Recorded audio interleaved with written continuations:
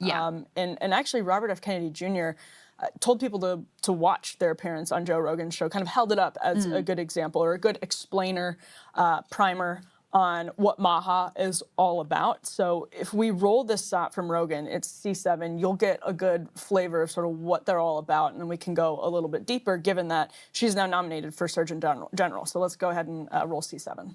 Yeah, I bet that one vaccine probably isn't causing autism. But what about the 20 that they're getting before 18 months? Like, we don't look at it in synergistic, you know, and so that's a big problem. And this is where the cult of the science, and I say the science specifically because science is beautiful, using the scientific method and using that way of inquiry into the natural world is a beautiful art. But weaponizing papers that are often bought for or corrupted, and you know, the leaders of some of our key medical journals have actually even said that 50% of scientific research that published ends up being wrong. So it's bought for, corrupted, or wrong. We rely on this, and if one interesting trend that we're seeing in our world is that if we do choose to put dots together or use our intuition, our God-given intuition, anything other than this particular way of examining things, you are dangerous. You are dangerous. And I think that that's something we need to really question. You know, I think, especially as a woman, like, and I'm thinking about having kids soon, I'm like thinking about like, wow, like I have the ability in my body to like build a human, 3D print a human, pull in a soul to that human. I don't need a peer-reviewed study or a textbook to tell me how to do that. Our body and our intuition and our minds and the subtle things happening inside us are important. They are incredible. We have now been told that like you can't trust it and you are dangerous if you do that. And I think that's one of the reasons why I think parents are very frustrated right now, is because parenting, I'm not a parent yet, but you know, Callie is, but like, you know, when we're being told now that parents are the enemy for using their own judgment about their families and kids, like I think that's probably, it's deeply frustrating to people. And that's basically what we're being asked to do. So I think that clip actually encapsulates a lot of Callie and Casey Means in just the 2 minutes that you heard. So to Crystal's point, they did kind of come out of nowhere. Callie Means, and I always confuse their names, by the way.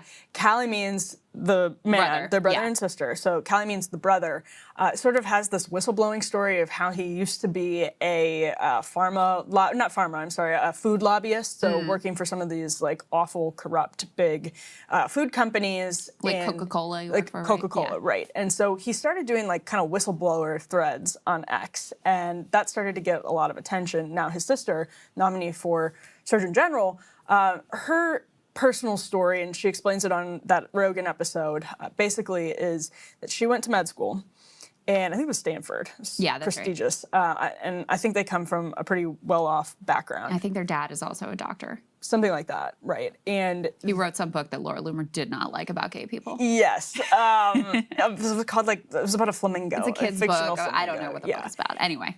Laura Loomer said that it was about trans people, but apparently it was just about gay people.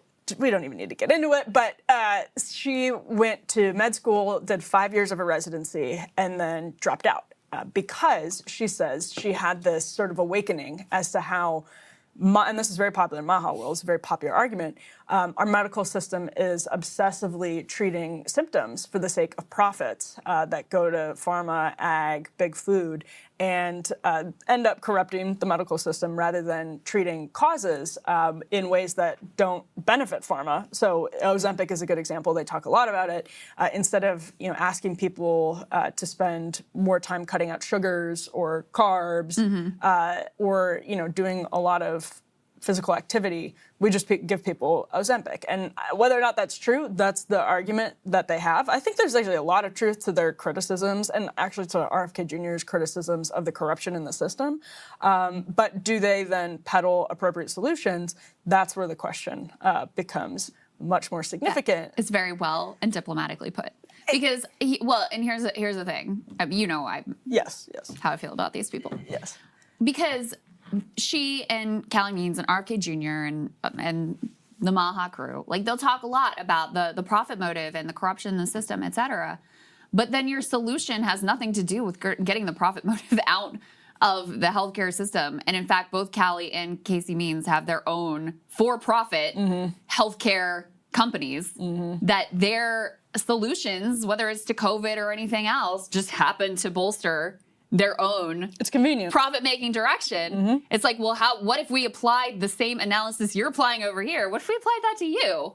What does that, what does that come out looking like? So in any case, these two individuals, apparently a lot more controversial in some of the MAGA and MAHA world than I really expected. This was like overturning a rock and seeing beneath the surface that there's all kinds of like bugs fighting each other. Yeah. And I don't mean that wasn't to imply people are bugs. It's just to imply that like beneath the surface of MAHA, there's this raging battle for the soul of MAHA because the close stakeholders have, like, this is a very tight-knit circle. I think it's a fair way to say, not just online, but offline. A lot of these people know each other, work with each other now, and RFK Jr. is the figurehead of the movement.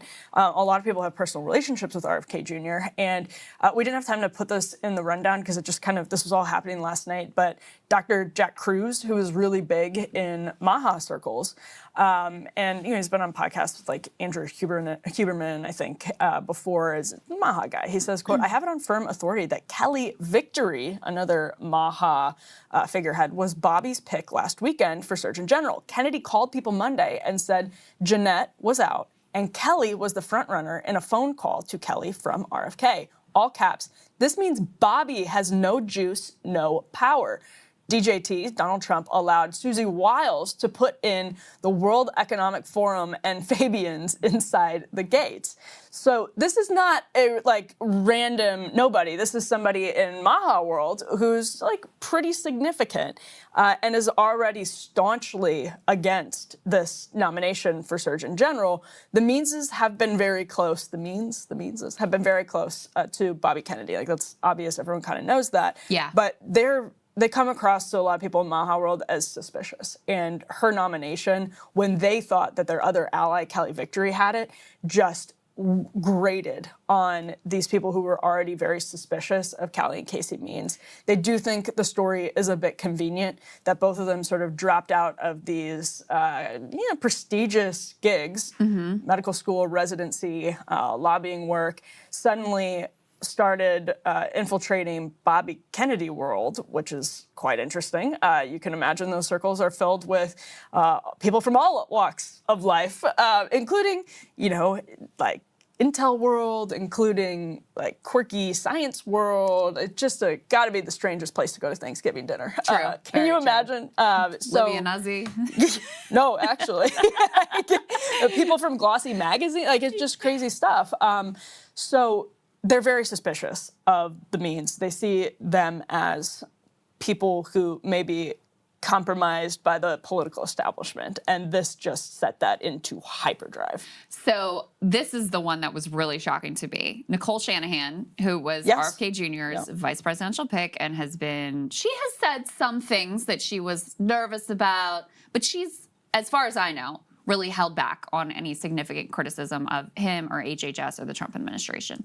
She tweeted this: "Yes, it's very strange with regards to Casey Means being put in. Very strange. Doesn't make any sense. I was promised that if I supported RFK Jr. in his Senate confirmation, that neither of these siblings would be working under HHS or in an appointment, and that people much more qualified would be. I don't know if RFK very clearly lied to me or what is going on. It has been clear in recent conversations that he is reporting to someone regularly who is controlling his decisions, and it isn't President Trump. With regards to the siblings, there is something very artificial and aggressive about them, almost like they were bred and raised Manchurian assets."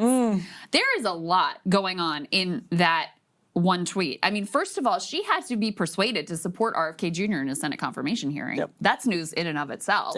And one of the pledges that was made is that Casey and Callie Means would be nowhere in this administration. So interesting, by the way. Right, because to your point, RFK Jr. talked about them a lot on the campaign trail. In big speeches, he would make a point of shouting out, Callie Means in particular. And so the fact that this is a little behind the curtain and behind the scenes, she wants nothing to do with them. is actively seeking out pledges that neither one of them will have anything to do with this administration, and is now saying, not only maybe he lied to me,